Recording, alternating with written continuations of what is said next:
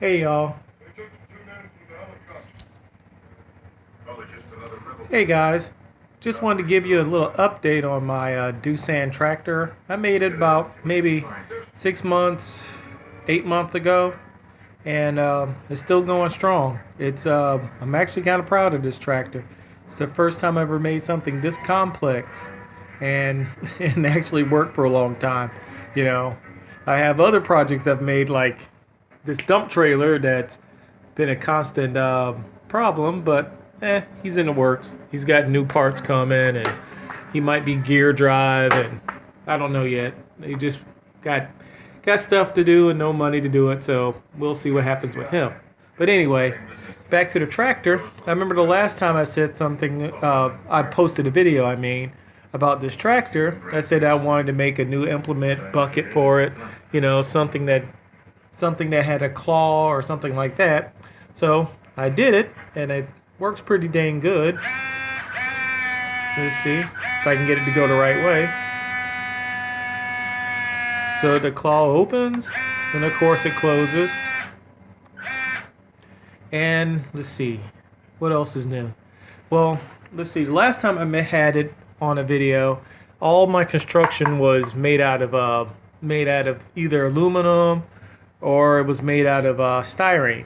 Well, I got rid of all the styrene parts, like the front cantilever here. I made that out of aluminum because the styrene one worked surprisingly for about 3 months, and it one day broke. You know, I kind of knew that was going to happen, but just styrene, you know. And let's see, I made a new hood out of aluminum, new counterweight out of aluminum. I made new fenders. The whole cab section from this black line all the way down to the bottom of the stairs is aluminum and all one piece. Interior, I redid that. Added a driver. It's the little robot guy using all my trucks, but you know, trying to think. If you were going to do this project yourself, I'm trying to think what it would take in price wise.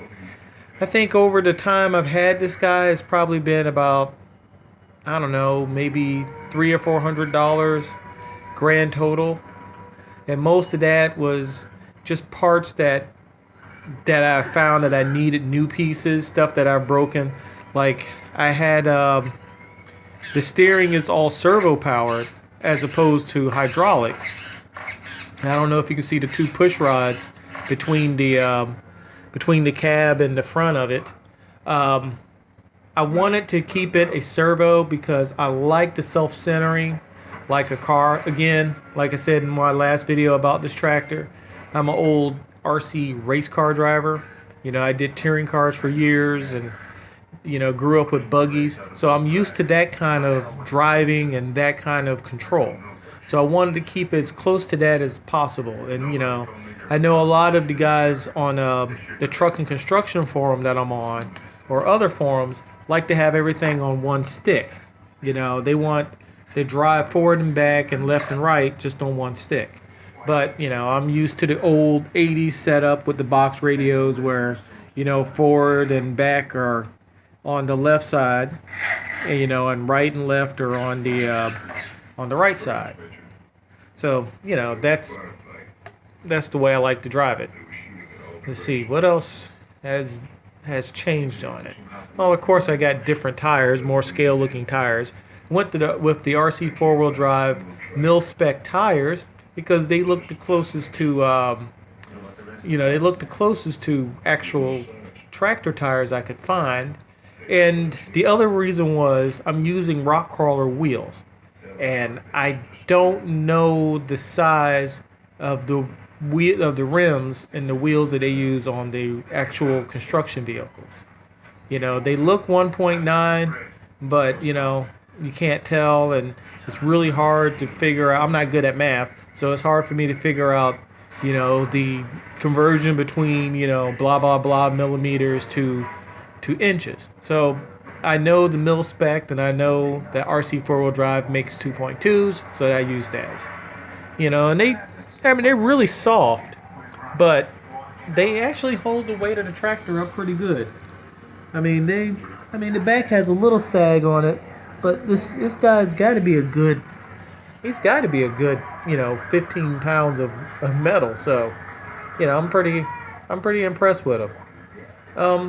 Also, that I'm using the Magom HRC hydraulic systems, except for my pistons. Everything else is Magom HRC, and I've had their stuff before. I've used it on other projects. I'm working on a project right now. I don't know if you can see the excavator up there. I'm kind of in the build section with that guy, but I've used their stuff before, and I like their stuff because it's cheap and it's pretty good. The thing that I'm in right now is that they're going to brushless, and all their old stuff. Oops, the battery falls out, of course. But all their old stuff is brushed. I don't know if you can see the pump sitting there, but it's for 480 motors and I've used 380 motors on them with no problem, and they seem to hold up. On this guy, I'm actually not using the antifreeze like Magom HRC says to use. I'm actually using ISO 32 hydraulic fluid, and I actually get better performance for this tractor with it. With the excavator up on the shelf, I'm still using the antifreeze just for the fact that that's the older system, and it doesn't seem to like the thicker oil as this guy does. This guy doesn't seem to really care. The only thing I've really noticed is that the arm lifts slower, but it actually has a lot more power with the thicker hydraulic fluid.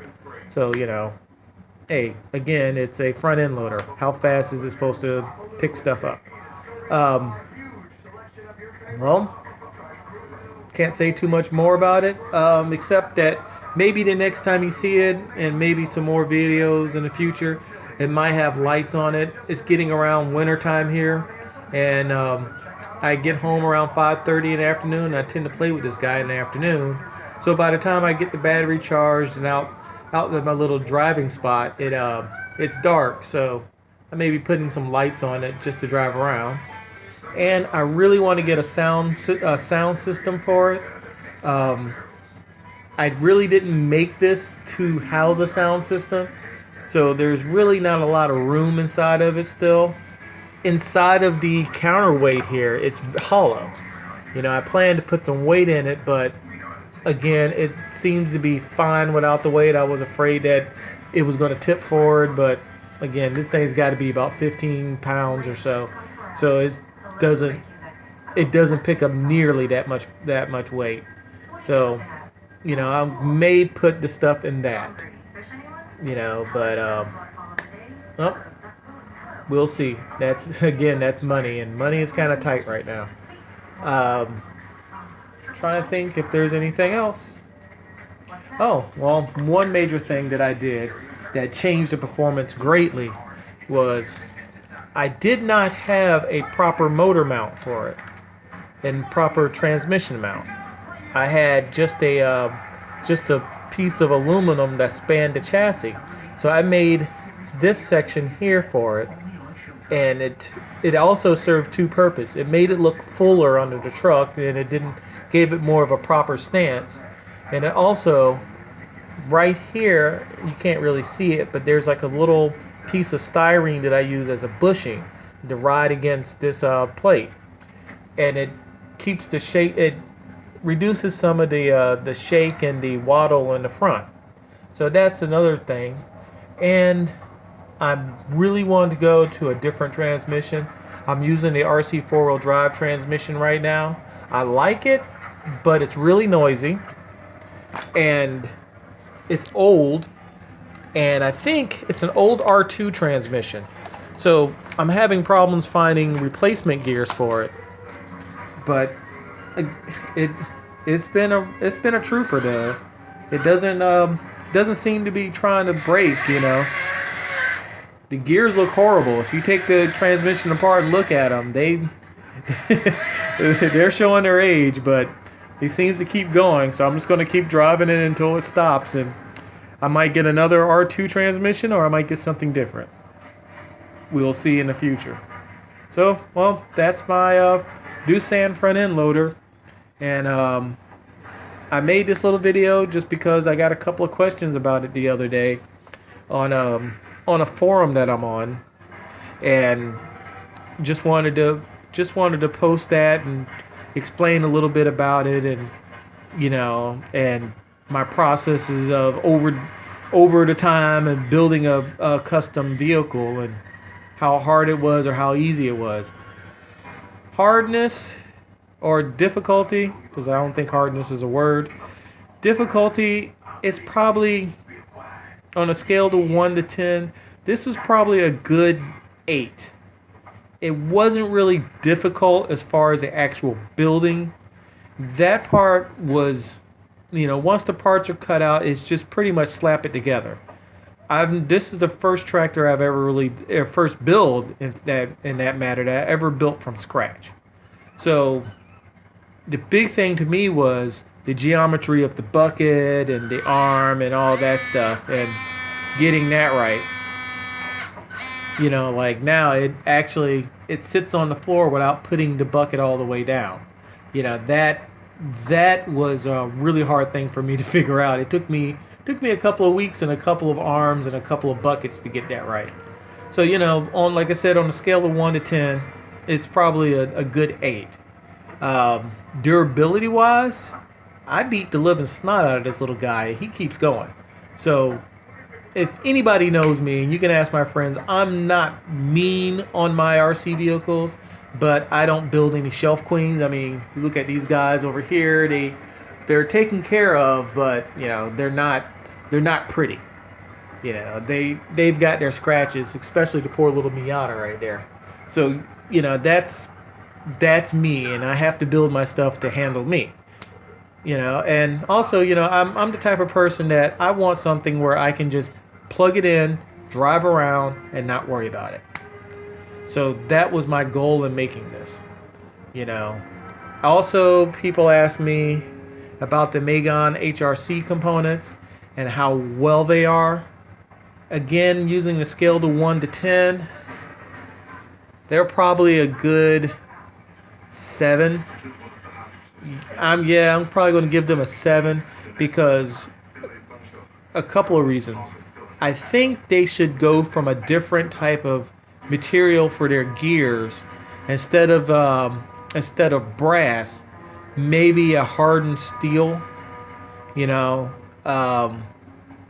Also, it seems like the aluminum they're using. Since I use a lot of aluminum at work, and I know there's different grades of aluminum, they need to have a little bit more robust aluminum, because the little brass gears will score the inside of the pump after a while.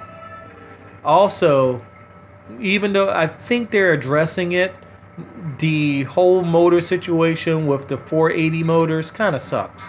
I've probably went through, in the time of me having all my vehicles hydraulic, from the dump trailer to the dump truck to the couple of excavators, and and this guy, I've probably went through a good 20 different 480 motors, and and that's crazy. They're $9 a piece, which is not a big deal, but you figure over the 3 or 4 years I've been doing hydraulic stuff, and they last maybe about 6 months, if that.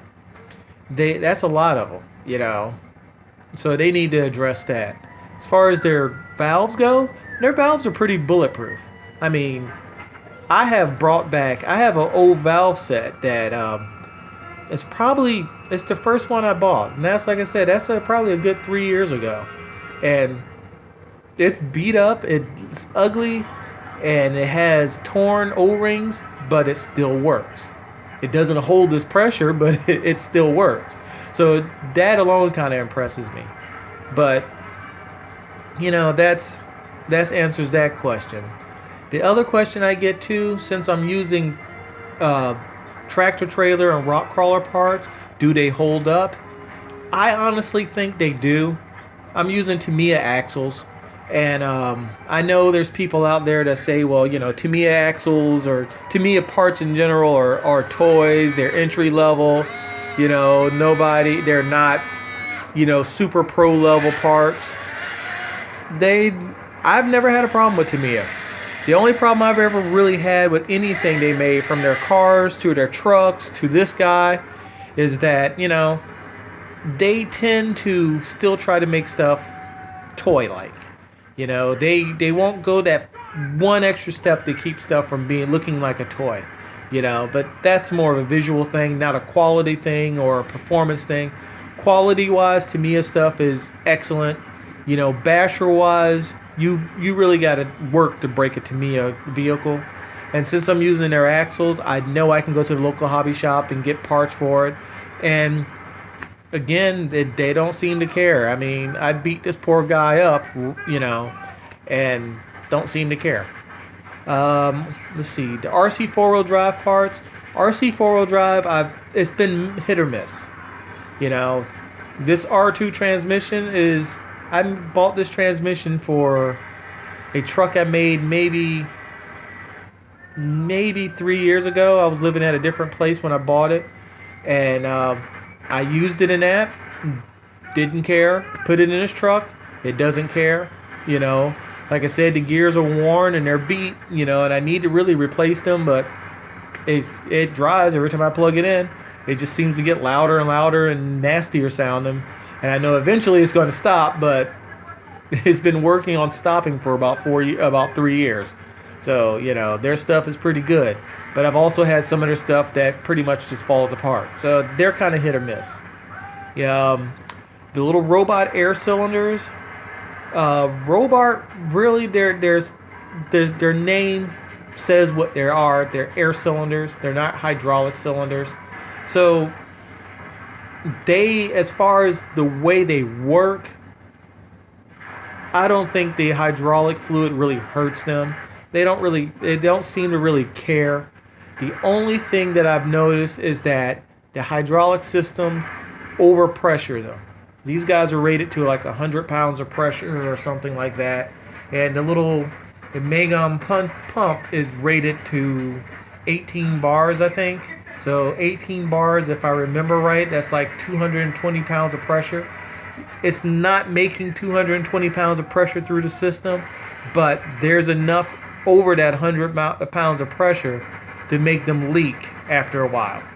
But I can take them apart, and I found the size O-ring I can get from the Advanced Auto Parts to replace the one part that's inside. There's really only one part that fails in them, and it's just a little O-ring, and I found the size at a Discount Auto Parts or Advanced Auto Parts and replace them when they start to leak. So again, they're not bad. I do want to upgrade, but I'll wait until stuff calms down and and I have really nothing to spend money on. So anyway, that's my front end loader. Hope you guys like it. There's a couple of videos of it moving around, and digging and doing its job. Check them out. Subscribe to my page. Trying to make it grow. So see you later. Thank you.